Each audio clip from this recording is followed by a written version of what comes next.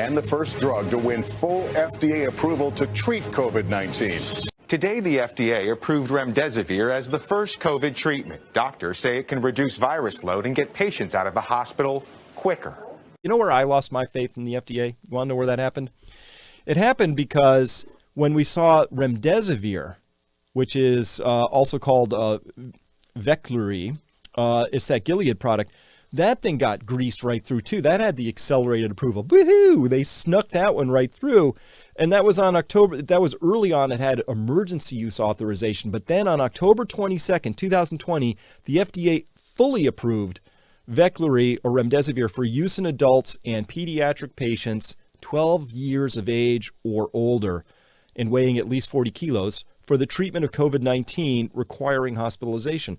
This stuff doesn't work. By that point in time, we'd had all the data we needed. It doesn't work. And in fact, it might even be worse than nothing because it has some serious side effects, kidney damage, all kinds of stuff, right? So looking at the second part from the FDA down here, it says, and here they're describing why they even issued the EUA, the emergency use authorization. They say, in issuing an EUA, the FDA must determine, among other things, that the product may be effective in diagnosing, treating, or preventing a serious or life-threatening disease or condition caused by a chemical, biological, radiological, or nuclear agent, that there are no adequate, approved, or available alternatives. That's all they have to do for an EUA is say there's nothing else we can use, and this stuff may be effective. Now, if you've been watching this show for a while, you know that we were surfacing over and over again a lot of different things that were proven to be effective. And still they went forward with this idea that as of October 22nd, 2020, and earlier for Remdesivir, there wasn't any other choice. There was just nothing else we could do, right? So compared to this stuff, which I still can't openly say this name. I can't. Other people can on YouTube, but I still can't do this right now. This stuff right here. It says the FDA has not approved this stuff, Duizabin 2, which is an acronym for Duizabin, is drug which shall not be named. Duizabin 2, because there was a first one. Duizabin 2, for use in treating or preventing COVID-19 in humans, Duizabin 2 tablets are approved at very specific doses for some parasitic worms, and there are topical on-the-skin formulations for head lice and skin conditions like rosacea. It's not an antiviral. Actually, it is. There's a ton of data on that. Taking large doses of this drug is dangerous and can cause serious harm. The FDA says that. That's what they're like, boom. Well, it doesn't cause brain bleeding or swelling. So there's that. In fact, out of 4 billion doses administered so far, we have almost no serious adverse events to report on this that I'm aware of. Literally, there are only 28 that I'm aware of out of all of that time where you could say this might have been something that caused an issue. And by the way, almost all of those are because when you take it, it's so effective, it wipes out your parasitic infection so fast that the clogging up and the effect of having all that stuff dumping into your body, it was too effective. But what it didn't do was directly have toxicity on its own. It's that safe. And yet the FDA, bullet point 2, they say taking large doses of this drug is dangerous and can even cause harm. But they can't point to any data where that's actually a true statement. All right. So that was their super hard stance on this. Can't do anything about this. No chance. Right. And meanwhile, this other stuff, which has no effect and causes brain bleeding, they're like, oh, yeah, let's grease that stuff right through. That's all fine. By the way, you might not have known this, but water is dangerous in high doses. Turns out water 2 to 4 times the normal amount is considered dangerous. But in Duizabin 2, you can take up to 10 times the actual dose that people are typically taking, and everything's A-okay. So that means, by this logic, Duizabin 2 is actually safer than water. How about that? So, but that was something that the FDA had to take a real hard line about. But I want to turn back to my favorite person who is causing people to potentially lose faith in the system because of stuff like this. This was breaking news that came out. Here's what they did. They were running the Remdesivir trials, and they changed them. They broke them halfway through the trial, which is a no-no, and they changed the endpoint on this thing. And then They were so excited by that. They fished through the data and found this one little part where there seemed to be some benefit. But here's how Pope Fauci decided to describe that at the time, with Dr. Birx nodding her head very approvingly in the background. Comparing the Gilead drug Remdesivir with a placebo. The primary endpoint was the time to recovery. That wasn't the primary endpoint when they set the trial up. They changed that. Big no-no. He should have mentioned that. 7 days compared to 15 days. And that's a p-value for the scientists who are listening of 0.001. The reason why we're making the announcement now is something that I believe people don't fully appreciate. Whenever you have clear-cut evidence that a drug works, you have an ethical obligation to immediately let the people who are in the placebo group know so that they could have access. And all of the other trials that are taking place now have a new standard of care. This will be submitted to a peer-reviewed journal and will be peer-reviewed appropriately. You have an ethical duty as a doctor, once you know that a drug or a compound has efficacy, that you have to let people know about it. I agree with that. That's actually true. It turns out that over time, we found out that this was actually not good science, and it doesn't really have an effect. In fact, the WHO removed remdesivir from its list of things that they promote for the treatment of COVID. So it's actually not. It doesn't really help. But they moved the primary endpoints. In fact, it was a big scandal at the time, but only for people paying attention. This is from the Washington Post, which is usually very favorable to these things. This is back from May of 2020. It says government researchers changed the metric, or that's the endpoint of the study, to measure coronavirus drug remdesivir during clinical trial. Quote, government clinical trial investigators changed the primary metric or endpoint for measuring the success of Gilead's experimental drug remdesivir as a coronavirus treatment 2 weeks before Tony Fauci's announcement that the drug would be the new standard of care. So they're running the trial, they break it open, they peer through it for some sort of a signal. The primary endpoint used to be death, because that's kind of what you care about in this story a lot, right? That was the primary endpoint. It didn't have any impact on death. So they dialed it back and they said, is there anything in here we can find as a signal? In fact, they did. They were giving us 5-day and 10-day doses. The 10-day, there was no positive signal anywhere in there. But within the 5-day window, they found that there were 3 different bands of people getting different flows of oxygen, because the more sick you are, the more oxygen you need. The early in the outer band, there was no signal, no statistical significance. So they found this one little data point in the middle. If you were on a 5-day course, but not a 10-day course, you were getting this much oxygen, but not that much, not that little. In there, they fished around till they found some data in there that worked.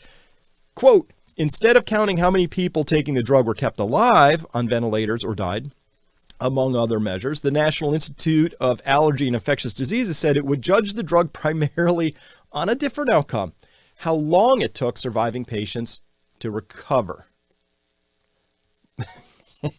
That's such a no-no. By the way, this also got emergency use authorization by the NIH treatment panel. And at the time, I saw this and I was like, you show me the incentive, I'll show you the outcome. So I was like, hey, let's just take a quick peek. Oh, about that. This was from my April 30th show of 2020. I was like, well, let's just look at the NIH panel that sets these treatment guidelines. And on there, we find that out of the 59 people on there, we found 9 of them with direct actual ties to Gilead Sciences. So these are the people voting on, should this thing get approved or not? And by the way, Gilead made billions off of this, and still makes a lot. People are still buying it and using it. It doesn't work. That doesn't stop anything, because once you have a board like the NIH setting the treatment guidelines for COVID, if you're a doctor and you don't use this substance on somebody who's sick in your care, you might get sued for that. That's how powerful this is. So again, remember, you show me the incentive, I'll show you the outcome. That's a Munger quote, which has a corollary, which is, you show me the incentive and I'll show you the RCT outcome. In this case, the randomized clinical trial outcome. That's what just happened here. And by the way, speaking of Dwizabins, remember Dwizabin 1, the drug which shall not be named? That's right. That's this thing, which I still don't think I can say the name out loud here, because the crawling, speech to text bots might find it and ban this whole thing. So, but this just came out. And of course, this came out in Yahoo News. So I think it's possible that I could talk about, but I'm not clear yet where the censorship lines are here. But it finds that this Dwizabin and zinc treatments actually increased coronavirus survival rates by 3 times. Why is this study coming out now in 2021? You know why? Because there's 2 ways that you can say and fall back on the claim that there are no studies that show that Dwizabin or Dwizabin 2 work. You know, you do that 2 ways. 1, you don't run the studies in the first place. But 2, if you're forced because there's public pressure, you design the trial in such a way that it reports out a year after the fact. Oh, we've set up this study so that we have to follow people for a year after they get out of the hospital, and then you report. So those are 2. You slow roll it, or you just don't do it in the first place. Both of those tricks were run over and over again. But I can make this, you know what? I think the fractal is always important. I can make this case about how defective and how broken this whole system is and was and continues to be on something even simpler than this. Because these were controversial, I get that, but I got to be honest. The controversy is not because Donald Trump mentioned these things. That's the later pin. I'll bet you anything we would have seen the same behavior regardless of who was in office. And now they've pinned it on Trump as a convenient scapegoat for this. But this is how the system operates, as we just saw in the FDA approving the drug that causes brain bleeding. It costs $56,000, but doesn't seem to do anything. This is even simpler. Vitamin D. Vitamin D is this thing that is completely safe to take. And we know that if you measure people's blood levels of this, there's a very strong correlation between the more of this stuff you have above a certain level, 50 nanograms per mil, that people are not just healthy from COVID, but all kinds of things. It's actually a really important determinant of health. That's why it's a vitamin. It's actually more like a hormone, but we call it a vitamin. As of 6/10, when I pulled this off of the NIH treatment guidelines panels, which is linked down here. Of course, everything's linked at the bottoms over there. Their recommendation is, they say there are insufficient data to recommend either for or against the use of vitamin D for the prevention or treatment of COVID-19. But for months and months, for over a year, we've been covering this. Not only are there sufficient data, but it's robust as can be. In fact, here's a study that just came out in University of Chicago Medicine, which says study suggests, that's how scientists phrase these things. They say suggests, they don't say shows, because they have to be more cautious than that. Study suggests high vitamin D levels may, here's one of those softening words again, may protect against COVID-19, especially for Black people. And that makes a lot of sense, of course, because a lot of melanin in the skin blocks the UV rays from the sun. The UV rays are how you make vitamin D naturally in your own body. So, of course, that makes a lot of sense. So, let me get my drawing tool back out here again. It says a new research study at the University of Chicago Medicine has found that when it comes to COVID-19, having vitamin D levels above those traditionally considered sufficient may lower the risk of infection, especially for Black people. The study, continuing on here, published in Journal of American Medicine, JAMA Open Network on March 19th, retrospectively examined the relationship between vitamin D levels and likelihood of testing positive for COVID-19. Of course, testing positive is a first step in the process of maybe getting sicker or going to the hospital. So you want to see that first thing. It says here, while levels of 30 nanograms per mil or more are usually considered sufficient, the authors found that Black individuals who had levels of 30 to 40 nanograms per mil had 2.6 times higher risk of testing positive for COVID-19 than people with levels of 40 nanograms per mil or higher or greater. I'm going to say we have other data that says 40 is good, 50 is better. Below 17, very, very bad for people. So 2.6 times higher risk of testing positive. And of course, this means that there's a very strong racial component for this for people who have melanistic skin. That the darker your skin, the more you're going to want to supplement with vitamin D, especially above certain latitudes where you're getting less sun. This is well known. And again, as of 6/10/21, the NIH treatment panel is saying insufficient data either for or against. By the way, what would be you should be running this as cost benefit. So what's the cost? What would it cost? Well, vitamin D is super cheap. I mean, cost from a dollar standpoint, but what's the risk of taking this? Almost nothing. You know, if you have enough vitamin D in your system, the risk is stronger bones and better skin. I don't know, getting sick less. Those are the risks. And then the benefits, though, include not catching COVID in the first place and having a much better COVID outcome over the long run and far fewer people dying. That's what we know about vitamin D. So how is it we have a system that can't find its way clear to look at the data to come up with a recommendation for this? It's a no-brainer. It's an absolute no-brainer. So how many people from that NIH treatment panel have resigned in protest because of this failure of a recommendation? 0. These people on the NIH treatment panel do not have the integrity of those people we saw who quit in protest over that Biogen announcement, right? So they were on an advisory panel, but I got to tell you, whatever's going on here is completely indefensible. It's indefensible from every possible standpoint that I'm aware of at this point in time. That's why I told you this is a really important episode. We'll see how long it stays up, because I'm actually poking some sharp sticks at people who need to have them poked at them. By the way, let's review this this one little piece right here. Oops, I got to get my pointer back so I can press the play button here. So let's just focus in on this one spot. Think about this statement now as it pertains to vitamin D. The reason why we're making the announcement now is something that I believe people don't fully appreciate. Whenever you have clear-cut evidence that a drug works, you have an ethical obligation to immediately let the people who are in the placebo group know so that they can have access.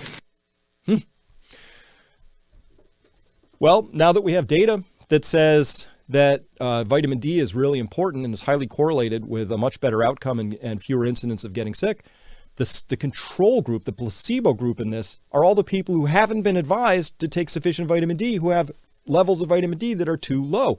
So according to Tony, there's an ethical duty here, an ethical duty to immediately let these people know.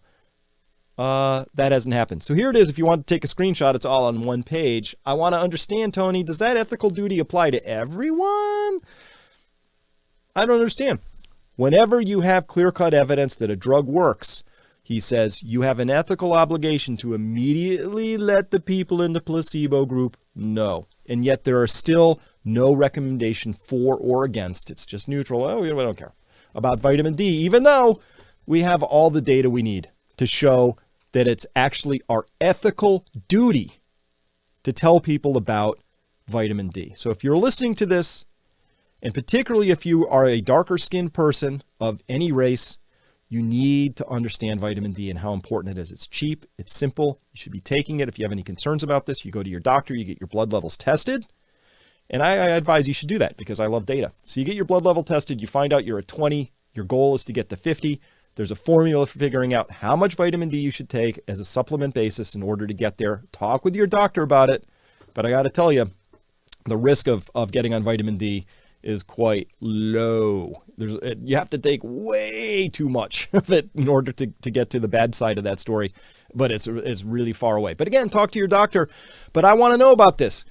Tony, hey, MSNBC, when you say, oh my God, people are losing faith in science. No, you know what science is? Science is saying we have an observation about vitamin D and we're going to make a recommendation. That's science. This isn't science. This is something else. It's something else very dark indeed. So by the way,